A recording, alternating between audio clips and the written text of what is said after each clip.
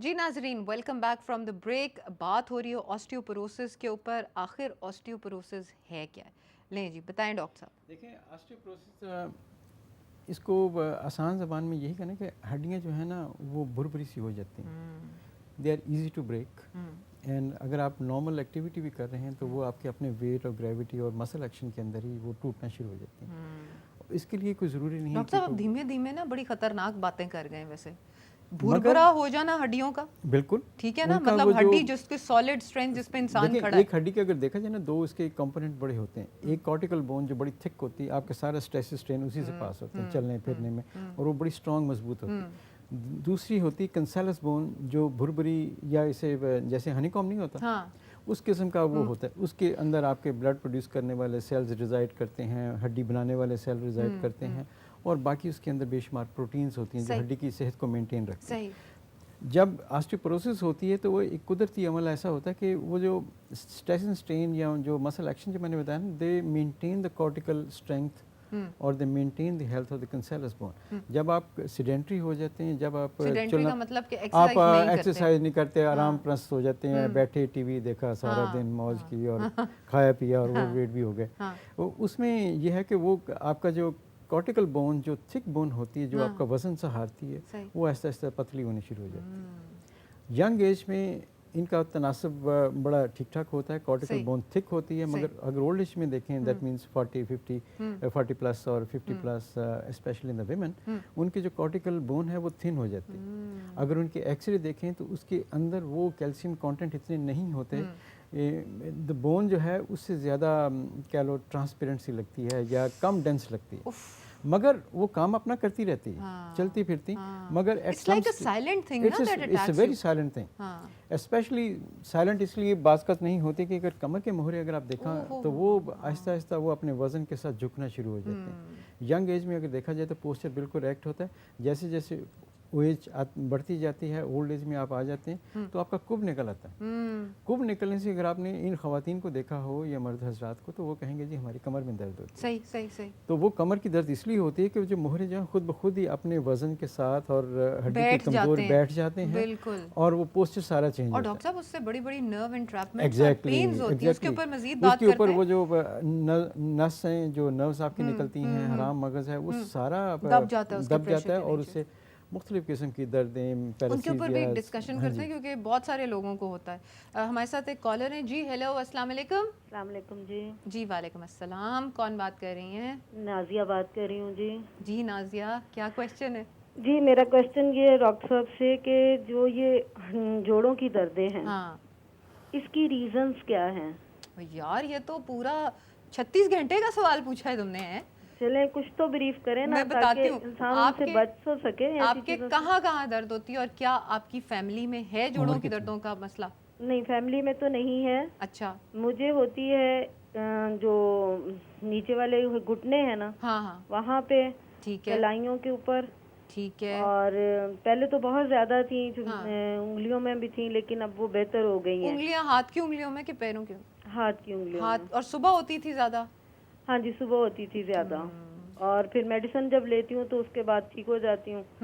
तो लेकिन ये है कि मैंने अपना विटामिन डी भी बहुत ठीक रखा, कैल्शियम लेवल भी मैं, मतलब कैल्शियम भी मैं लेती रहती हूँ, इनटेक करती हूँ।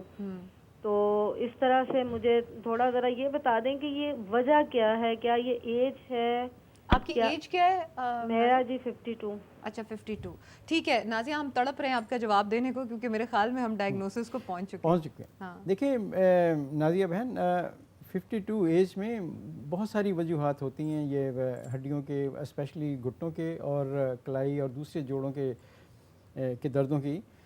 देखें, अगर आप ये देखें कि जब से इंसान पैदा होता है, चलना फिरना शुरू करता है, आपके जोड़ों के अंदर शिकस्त व रेख का अमल शुरू हो जाता है साथ ही, मगर अल्लाह ताला ने ऐसा निज़ाम बनाया हुआ कि वो शिकस्त व रेख साथ साथ रिपेयर होता रहता है और पता नहीं चलता कि कोई प्रॉब्लम है या नहीं है। ये नॉर्मल फिनोमेना है, इट्स नॉट अ प्रॉब्लम। ये अल्लाह ताला ने एक सिस्टम बनाया हुआ है। मगर कुछ अरसे बाद, यानी 40, 45, 50 के दरमियान में वो जो रिपेयर का अमल है वो इतना आसान नहीं होता, इतना अच्छा नहीं होता।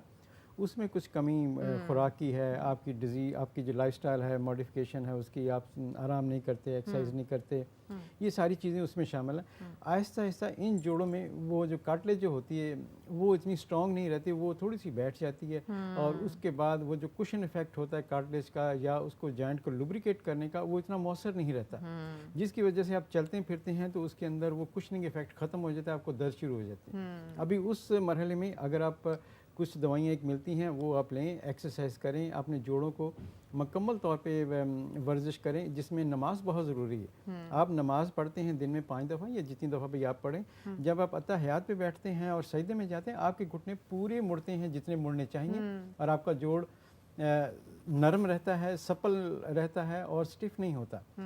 اگر آپ اس تھوڑی سی درد کی وجہ سے اگر آپ کرسی پر نماز پڑھنا شروع کر دیں تو وہ جو جوڑوں کی ایکسرسائز جو آپ کی عبادت کے ساتھ آتی ہے وہ ختم ہو جاتی ہے، اور آپ کا بڑے سٹل طریقے سے جوڑ سٹف ہو جاتا ہے۔ پھر جب آپ سٹفنس کو دور کرنے کی کوشش کرتی ہیں تو وہ درد شروع ہو جاتے ہیں، تو ایک قسم کا وش سرکل شروع ہو جاتا ہے۔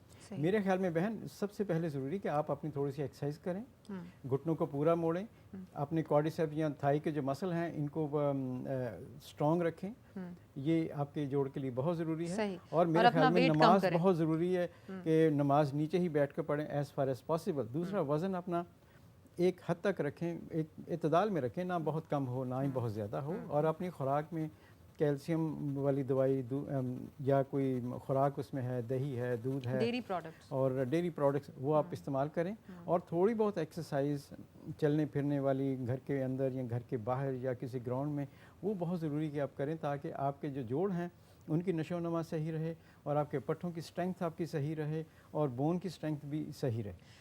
بالکل صحیح آپ نے کہا، بلکہ نازیہ آپ یوں کریں کہ آپ کسی ریومیٹولوجسٹ سے بھی مشورہ کر لیں، کیونکہ انگلیوں میں پین اور اسٹفنس صبح کے وقت ہونا عموماً ریومیٹوئڈ آرتھرائٹس کی طرف بھی پوائنٹ کرتا ہے۔ آپ کسی ریومیٹولوجسٹ سے بھی مشورہ کریں، اور جس طرح ڈاکٹر صاحب نے کہا ہے، اور اس کے علاوہ جو دوائیاں ہوتی ہیں نا عموماً کچھ بیماریوں کی جوڑوں کی، وہ کنٹینیو آن رکھتے ہیں، وہ یہ نہیں کہ تھوڑا عرصہ کھائیں اور چھوڑ دیں، تو اس لیے یہ بہت ضروری ہے کہ آپ کسی ماہر آرتھوپیڈک سرجن یا ریومیٹولوجسٹ کو دکھائیں کہ جوڑوں کی ایگزیکٹ پوزیشن کیا ہے۔ یہ تو ڈاکٹر صاحب نے ایک اوور ویو دے دیا فار آل دا پیپل جن کے گھٹنوں میں درد ہوتی ہے، نماز پڑھنے میں پرابلم ہوتی ہے اور یہ سارا کچھ، تو osteoporosis can be one of the main reasons.